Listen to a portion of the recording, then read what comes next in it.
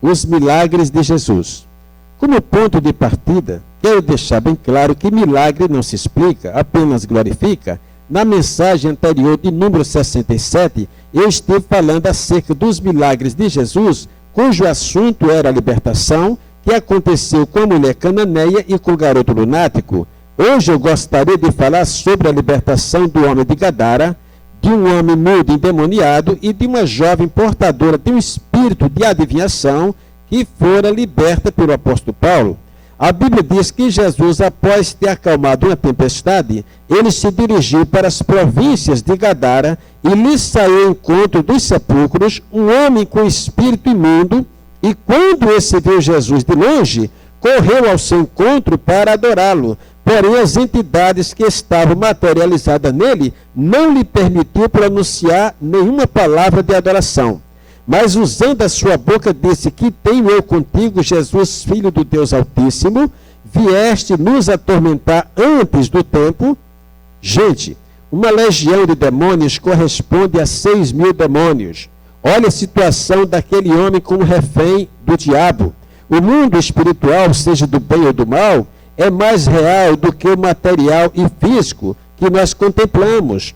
O que aprendemos aqui é que os demônios reconheceram a autoridade e a origem de Jesus. Veja que ele chamou Jesus Filho do Deus Altíssimo.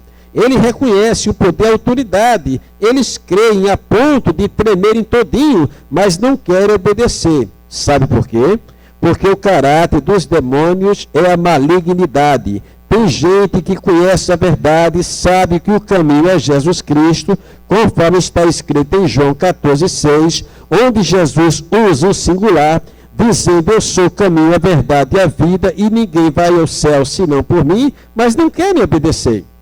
Não querem obedecer. Acha que pelo fato de dizer eu amo Jesus, já está isento da condenação. No livro de Tiago, capítulo 2, versículo 19, diz assim: tu crês que é um só Deus? Faz bem. Também os demônios creem, mas não querem obedecer. Dizer que ama Deus é fácil.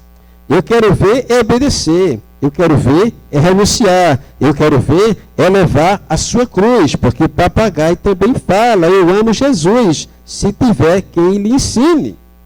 Só sei dizer que aquela legião que estava no corpo daquele homem rogava muito para que Jesus não os enviasse para fora daquela província. É aqui que eu quero prender a sua atenção. Naquela província, quem prevalecia ali era uma legião demoníaca. O que significa dizer que eu e você temos que orar e interceder pelo nosso país, nosso estado, nossa cidade, nosso bairro, nossa rua e principalmente o nosso lar. Porque Deus pode enviar anjos para nos guardar. Porque naquela província quem imperava eram os demônios, e eles se sentiam os donos daquele lugar. Veja que rogaram a Jesus para não sair do lugar aonde eles se encontravam.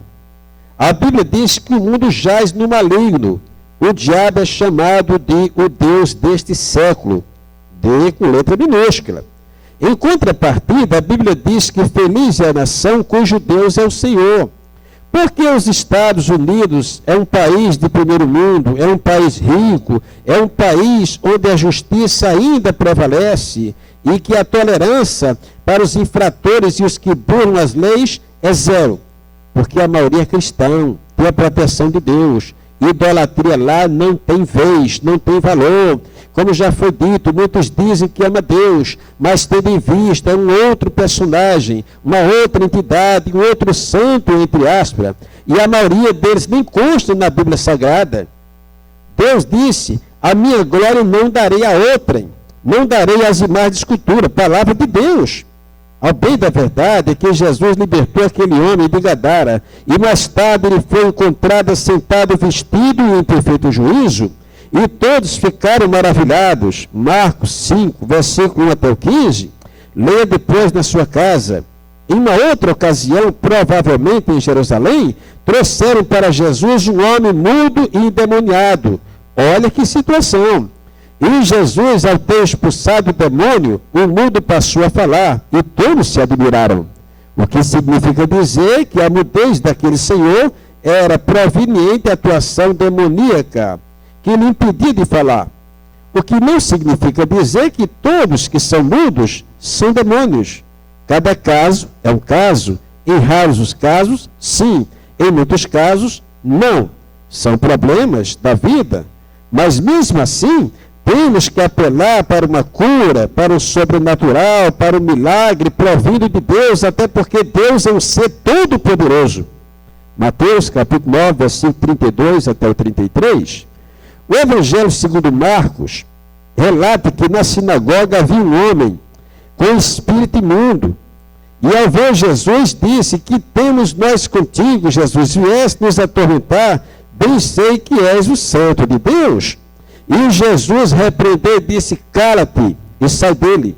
Talvez essas entidades tenham sido as mesmas que havia saído do homem de Gadara. Isso aconteceu numa sinagoga, gente. Vocês já pararam para pensar? O endemoniado dentro da igreja? Quem sabe até louvava, falava língua, profetizava. É aí onde temos que ter de Deus o discernimento espiritual. No meu ministério, já vi obreiro cair demoniado, quando eu coloquei a mão sobre sua cabeça. Não era da Rede dos Reis.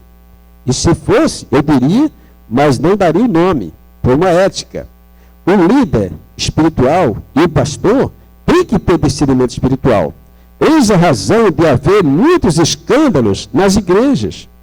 O povo não gosta mais de oração, mas sim de pula-pula, de rebosteio, andando em curriola, de igreja em igreja, uma fila de 5, 6, 8, 10. E ainda acha ruim quando são exortados, dizendo que estão fazendo a obra de Deus. Isso é coisa séria.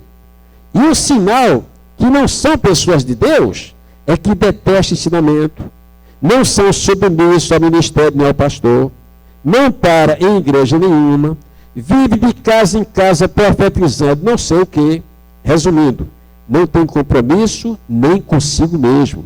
São os verdadeiros vagabundos preditos pelo profeta Amós, no seu livro Amós 8:12.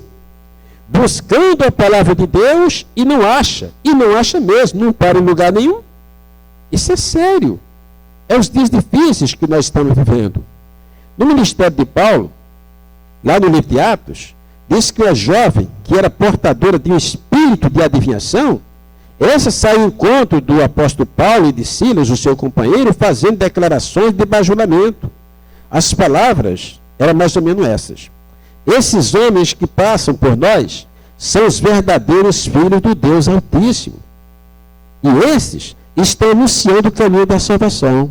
Irmão, apesar do diabo ser o pai da mentira, na verdade, essa declaração era verdadeira, porque Paulo e Silas era realmente filho do Deus Altíssimo, e estava a serviço de Deus, e estava anunciando o caminho da salvação.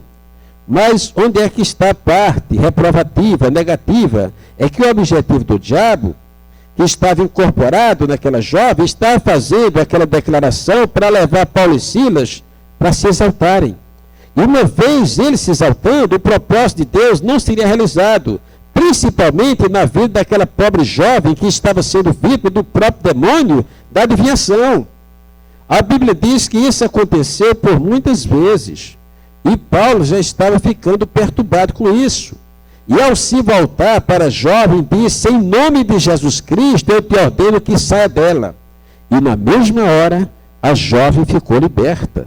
Atos, capítulo 16, versículo 16 até o 18. Foi o que Jesus disse lá em João: se o Filho do Homem vos libertar, certamente sereis livres. Mas livre de quê? Da idolatria, da mentira, da feitiçaria, da inveja, da hipocrisia, da prostituição e principalmente das heresias, que são os ensinamentos sem base bíblica. E que Deus em Jesus Cristo tem concedido a liberdade. Missionário Teles Andrade, da Igreja Evangélica Rei dos Reis, em Souza, Paraíba. Amém.